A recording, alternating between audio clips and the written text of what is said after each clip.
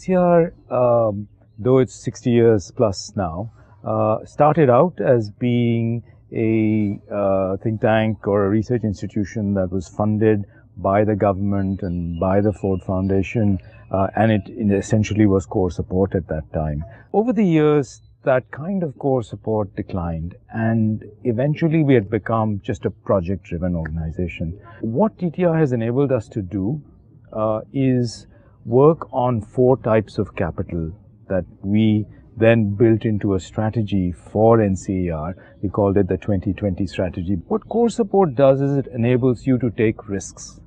NCER had become a very risk-averse organization. So it's allowed us to think very boldly about our future. And I think that's the biggest behavioral and attitudinal change that we've been able to bring about.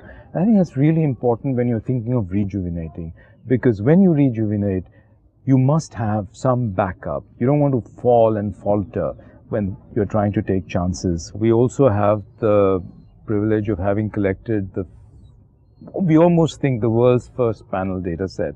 It's called the Rural Economic and Demographic Survey. This survey, for example, the RED survey, had been collected in various rounds and hadn't been archived properly. It hadn't been documented properly.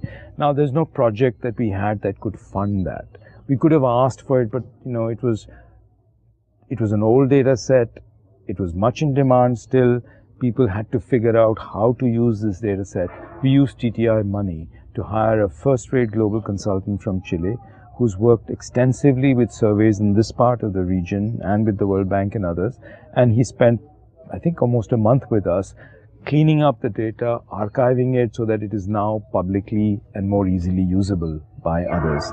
There are similar instances where, for example, now, benefiting from the use that we've put TTI to, in recent months we've set up and we've just launched an NCER National Data Innovation Center.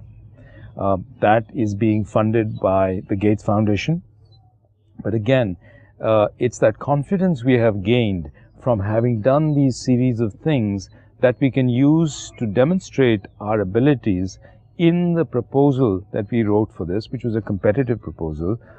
We were lucky to be the first amongst very significant 16 other competitors.